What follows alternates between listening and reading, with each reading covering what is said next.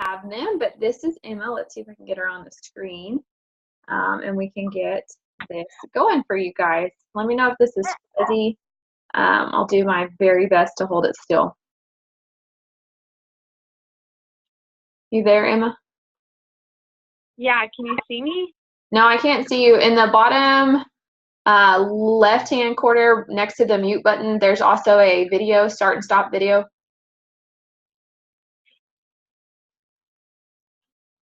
Okay, hold on. It's not giving me the option. Are you on your phone or are you on your laptop? My computer. Okay. Here, we'll do it this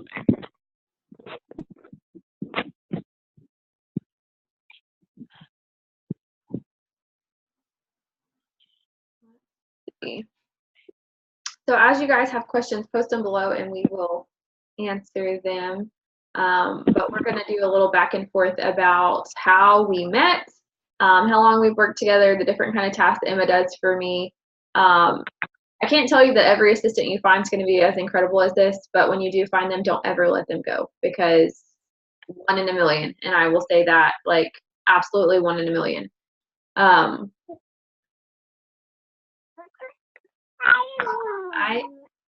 Is that Ben?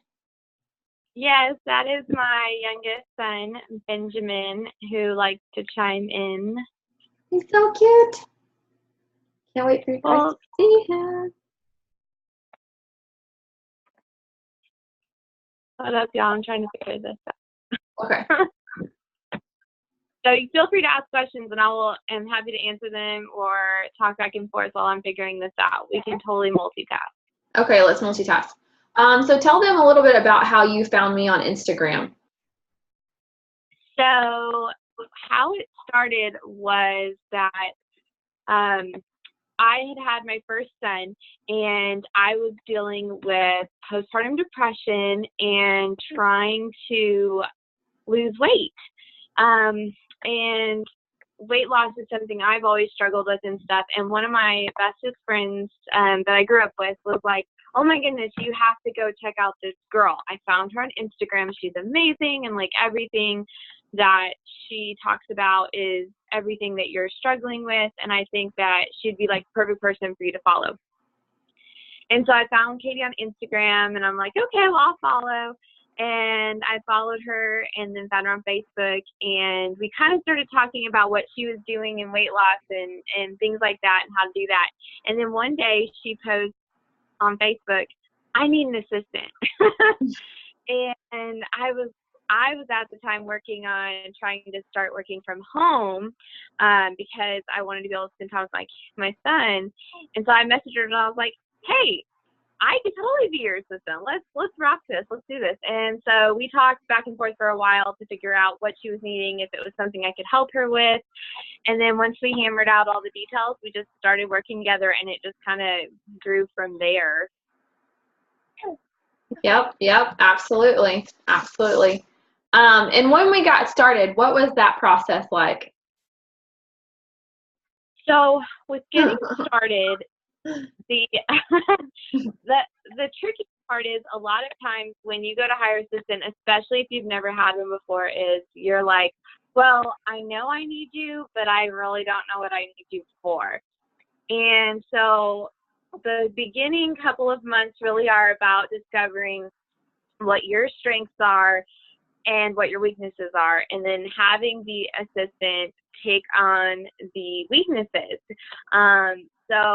And sometimes you don't know what your strengths and weaknesses are until you start a conversation. And so the conversation really has to be, okay, well, either I really like doing these things, which normally those are going to be your strengths, and I really hate doing these things, or I can't figure this program out, or something like that. So really establishing your needs. And then once you get that established and you kind of find a routine, the next part is learning about each other. Because one of the key successes to having someone help you manage your business is, one, trust. You have to be able to trust them, because if you don't, you are going to be micromanaging them, and there's going to be just frustration, and it's just not going to work. But if you trust them and you really rely on them and let them follow your lead, you'll find that you sort of develop a cohesive relationship to where they almost interpret what you need before you need it. Now, that does take time. It's not instantaneous, but you develop that to where they kind of start to anticipate your needs, and you're not even thinking about stuff that they're bringing up. And you're like, holy cow, I didn't know I needed to do that, but I totally need to do that. Now, Emma serves different clients of all types. And so she has experience working with people like myself. Emma and I are very alike in a similar life situation, to other people who are complete polar opposites of her. So what would you say is the difference between working with someone that you're like and working with someone that you're a complete polar opposite with? Like, how do you handle that switch? So when you work with someone that you're like, it flows a little easier as far as you develop a level of comfort to where you find your flow and your groove faster and easier. And when you are working with someone that you aren't the same as, you can still get that flow, you can still get that cohesiveness. It just takes more time, and on my part as the assistant, I find that I just have to really learn that person and really learn how they function, how they think, so that I can cater to them as best as I can. But the thing to remember when, like, let's say you hire an assistant and you guys are very different and you maybe don't find that crazy super glue cohesiveness, kind of like what Katie and I have. One thing that you do need to be open to is the fact that sometimes you're going to have very frank conversations about how things are going and what needs to be done and maybe what needs to be changed, because the whole point of you hiring this person is to help you make your business a success. And if there is no communication or poor communication, really, what are you paying this person for besides frustration? And so it's really, really, really important that you are open to having those frank conversations, that you're open to hearing those frank conversations. You need to be open to listening to what their needs are to serve you. So what I mean by that is, if Katie gave me a project and let's say we weren't on the level that we are, and I didn't understand a program or something like that I needed, you have to be open to being patient and saying, okay, this is what you need, X, Y, Z. Sometimes you have to explain new things to that person, but then once they get it, and it's not a conversation you'll normally have to have again. But you do have to be patient with the process and open to communication. And I feel like if you can do that, even if y'all aren't the same personalities or anything, you really can still find a good, cohesive working relationship. Absolutely, absolutely. Now, Emma has been with me. She was with me when I was a part of my first network marketing company. She's also been with me as I've made a switch to a new company, and we're both having to learn new systems. And she's also been the one in the background pretty much running my Etsy shop, making sure that listings are new, that our descriptions are updated, looking for new ways to share our shirts, different social media platforms to share them on, how to basically make my business lucrative. And I think for me, that's a huge signifier of someone who is in this for the long haul, is because she's investing in future things. She sees the big picture and then breaks it down for me. And I think that's what I value her for most, is because I'm a big vision person, but as far as baby steps to get there, I kind of muddle through that. Whereas she is a very detail-oriented person, and she's like, okay, if this is what you want the overall theme of your brand to look like, this is what you need to do A, B, and C to get there. So we have meetings. Right now it's FaceTime because she's in Texas and I'm in North Dakota, but we do FaceTime meetings. It's something that we're going to make regular every single week. It's usually about an hour long. Our kids are present. Life is going on in the background, but it's a time for us to get together and say, okay, what are we trying to achieve this month? What's our 6-month goal? Hold on, cough. And then let's break that down even smaller. Excuse me. Bad tickle. Emma, add to that if you can. So one that we do that she's talking about too is like with a goal or with a business, you know, you always want to have an end goal, a big idea thing, but the question is, how do you get there? And a good assistant, if you're more of the big picture kind of person like Katie is, a good assistant is going to be able to take that big picture goal and break it down. So when we have these meetings, we sit and we talk about, okay, what do we need to do today? What do we need to do this week? What do we need from each other to reach these goals? We also prioritize these goals and say, you know, okay, well, this is most important. For example, you know, Katie has transitioned to a new company, which she talked about. And one of the things is she has had a lot of people wanting to jump on this journey with her. And so one of the things that we are working to do that's a priority is get our training in for these people, information on the services, the product, how to use the product, how to utilize them, how they work, what's some good plans and stuff. So that's kind of our priority right now, whereas like next week we might shift focus and put a little bit more priority on, you know, the t-shirt business, how we can better expand that, how we can make it more reasonable, because Katie does all the t-shirt printing herself, which is huge and amazing. And that's something that she's got to manage with everything else she has going on. So how can we streamline that and make that a better situation? So how important are deadlines to you? Deadlines that I give you, deadlines that we set for the business and what we're striving for. How important are deadlines in our working relationship? So, okay, real quick, I'm going to be right back, y'all, and then I'll answer that question, okay? Okay. I got the video working, so I just have to restart it. Yay, okay. So if you guys that are on have questions, go ahead and drop your questions below. I did see the one about how much, let me minimize this real quick and see how much to pay.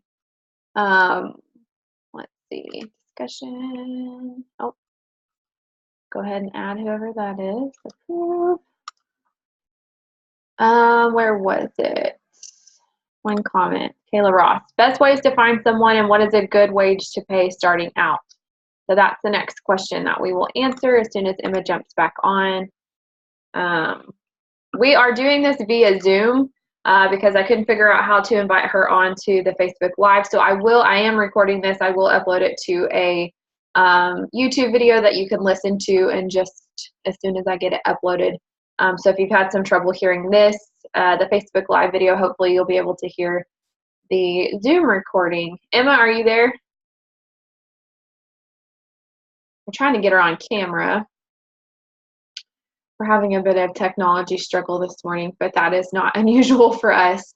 So some of the things, I'll go ahead and answer, switch it around while she's waiting to get back on. Some of the things that are important to me as a business owner is working with someone who understands my core values. What exactly it is that I'm working for, my mission statement. Having that for yourself and your business is so important because it helps you guide the kind of relationship that you're going to have with your assistant. Hey, are you there? Yeah, can you hear me? I can hear you. I can't see you though. Okay, well, keep talking and I'm working on it and then I'm happy to answer questions. Okay. So some of the things that you need to make sure that you know and they know is your core values. What do you expect of them? What can they expect from you? I think setting expectations for the kind of work that you want done, being open to them having their own expectations and, you know, being malleable to each other in a way that, like, Emma has 2 small children around the same age as my kids. She's also home a lot. Her husband's in the military. And so I can expect typically that she's not going to be doing a whole lot of work during the day because her kids don't take naps. And so my kids do nap. And so I do work during the day and I work less at night. She works more at night. That's more her time frame. So we have to figure out how to cohesively, you know, work with each other. The other thing is setting deadlines for things. So if you are running a business separate of maybe a direct sales company, maybe you have a small business and you're trying to create your brand, setting deadlines are key because you want to have things done in a set amount of time. And a deadline, I think, gives them that expectation that you want some follow through. I saw the question about how much do you pay someone starting out.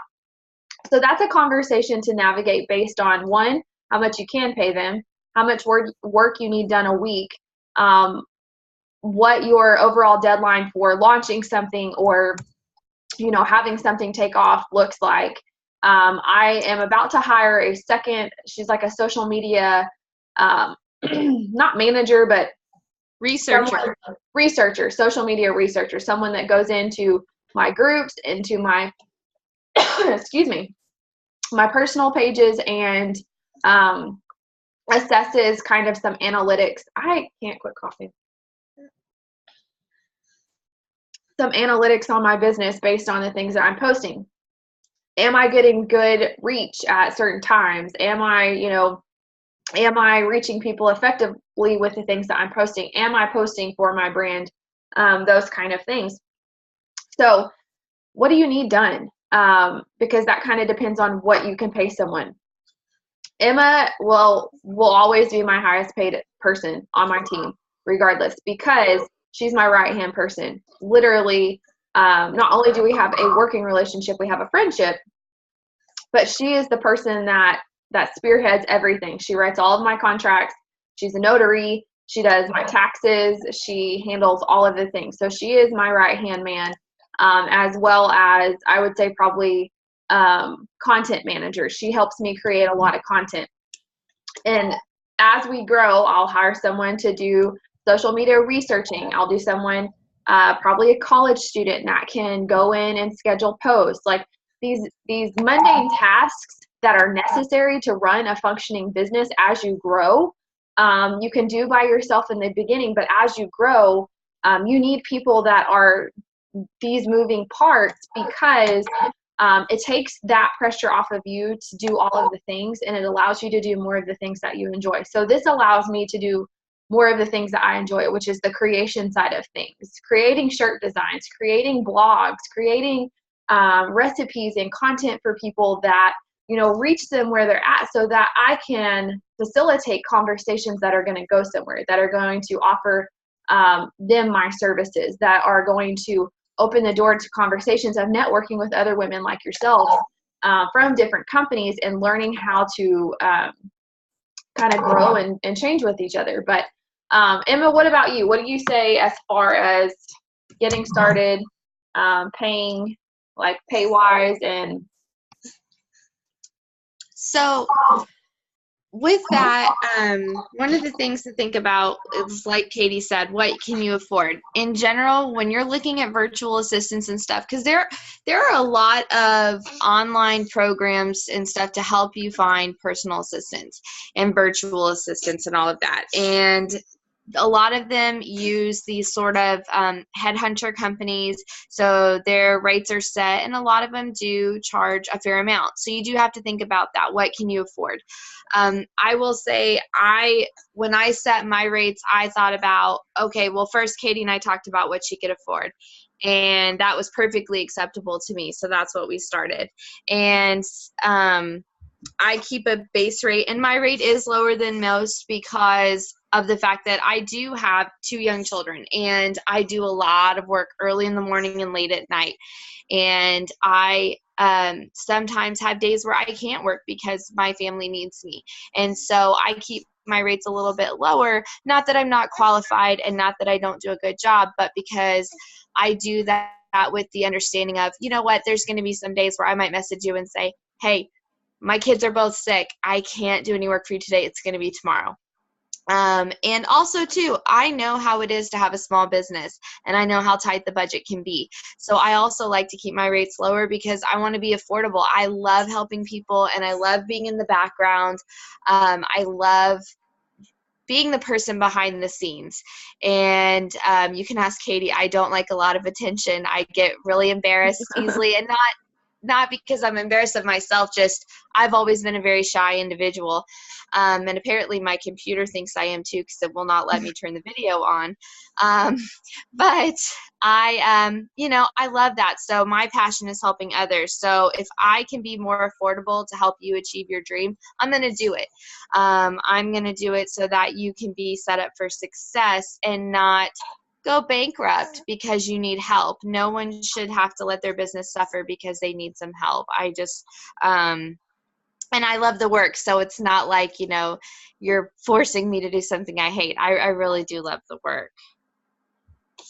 So what would you say is probably the most important part about working with new clients? What is the system for you that when you start working with someone, like how do you set the tone for, being available to them, being, I don't know necessarily what they need, but, starting that conversation once they reach out to you?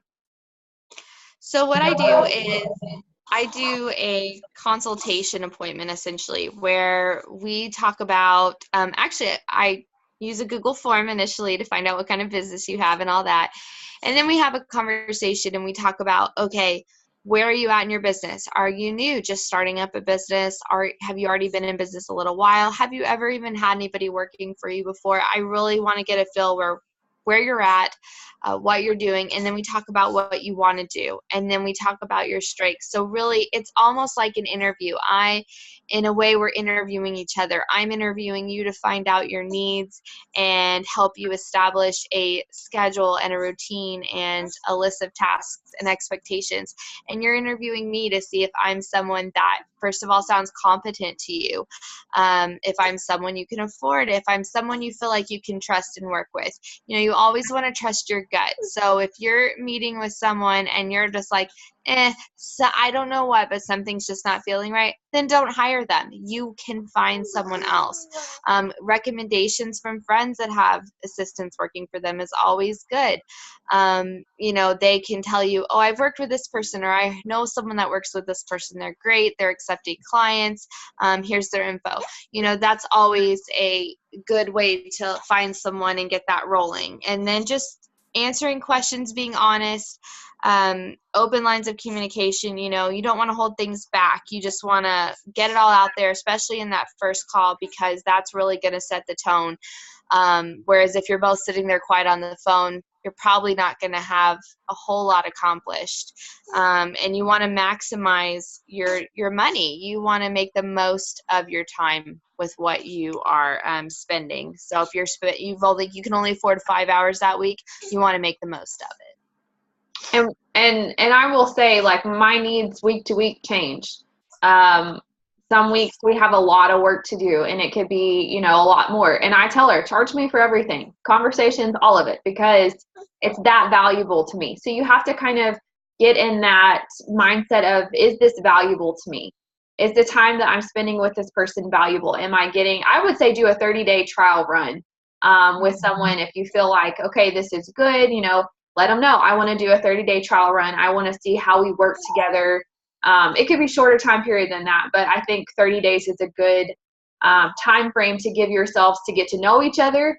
I suggest doing personality tests, maybe a love language test to figure out, like, my love language is gifts. I love giving gifts. It's like the thing that brings the most joy to me. I love gifting, and I'm going to tell you, I love gifting her with things because I feel like it's a way for me to show her how much I appreciate her.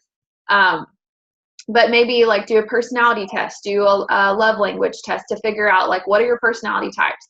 How do you relate to each other? I know it sounds super weird, but it's something that I've started doing with my team because I want to know how best to serve you. And I think that in a close working relationship like that of an assistant, you need to have that, especially if they're going to be your right-hand man, saying, hey, I need to get this done. Hey, this is the deadline for this. Hey, this is something that we need to plan for to push the business forward. Like, these are the conversations that you need to have. And it was hard in the beginning because I didn't know what I needed. I didn't know how to communicate. Emma has taught me a lot about, open communication. I didn't know how to really create systems for myself that followed along a routine. Our routine, neither of us have the same routine every single day, but having systems in place, like a checks and balance. So she checks my email. She says, hey, you had this email come in. You need to follow up with this person. You need to check in on this person. She does a lot of my tracking. So I can send her conversations that I'm having. And she says, okay, well, you had a conversation with this person 2 weeks ago. Let's see if it's, a good fit. And she gives honest advice about things that I should do and things that maybe really don't fit into the brand that I'm trying to create. So as you get started with an assistant, things are going to be a little bit rocky, but like I said, do a 30-day trial. Get to know each other, get to know your personalities, your love languages, because I have had assistants before that we just really didn't mesh. We both had strong personalities, and I don't need someone to match me personality-wise. I need someone to be a counterpart to me, to kind of equal me out and settle me down a little bit. Someone who's going to keep the big picture, but not let me run off on a tangent with every creative idea that I have, because I'm a very emotion-driven person. And as I get excited and want to do these things, I lose picture of, you got to be consistent with the daily tasks that are going to make that happen for you. So those are a couple of tips that I would give. We do have a system with Google Drive. That's how we communicate with each other. Emma has access, like I said, there's a trusting relationship. She has access to all of my email accounts. She has access to my bank account, my business bank account. She has access to all of my wholesale accounts, my PayPal account. Like, you got to really trust someone to get to that point, because it's your name, it's your business. And so you want to make sure that, you get that feel for them, and they get that feel for you. And that just takes a little bit of time. It takes communication.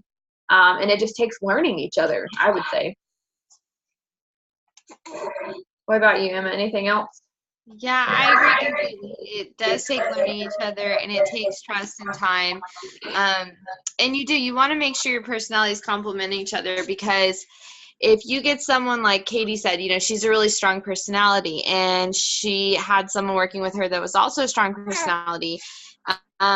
And you get into this thing of, well, this is my idea, and it's no longer a working relationship, it's actually counterproductive. So you do want to make sure, and that's why the 30-day trial is great. You want to make sure that you're being productive, and not only you like the person, because, you could like the person across the street, but that doesn't mean you should work with them. Absolutely. And because your time is valuable, not that anybody's time is not valuable, but especially as a small business owner and a mom and a person with a family, and even if you don't have kids, your time is valuable. So when you're paying someone your hard-earned money to help you grow your business, and you're taking time to work with this person and build a relationship, it's all an investment. And so you just want to make sure you're getting returns on that investment. And, and then also you want to make sure that person can handle what you're giving them.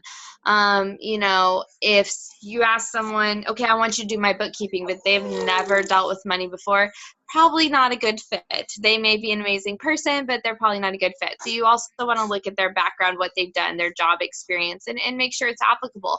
Now, just because they haven't worked in your exact field doesn't mean they wouldn't be a good asset to you. I have clients that I work with that I'm having to learn all sorts of new programs working for them, but my varied background has given me the ability to learn programs quickly and discover how to integrate into new programs, and I'm a quick learner, so I can handle that. But if someone's maybe not as good at learning new programs, or they're shy at technology, and you are heavily into technology and programs, maybe they're not a good fit. So it's always about looking at the whole picture too. Excuse me. All right, we're having a mini meltdown. Well, I hope that answered some questions. I'm going to go ahead and cut this off because we're at 32 minutes. But thank you guys for taking the time to get on. Thank you, Emma, this morning for getting on live. Sorry the video didn't work, but that's okay. We'll make it work eventually. I'm sure that we'll have to do this many, many more times. But feel free to drop your questions in the comments box. We will get back to you as soon as possible. Emma is in this group, so she can actually go in and answer questions that you guys might have. So again, thanks so much for taking the time out this morning. I hope you guys have a great day. Bye, y'all. Bye, Emma. Bye-bye.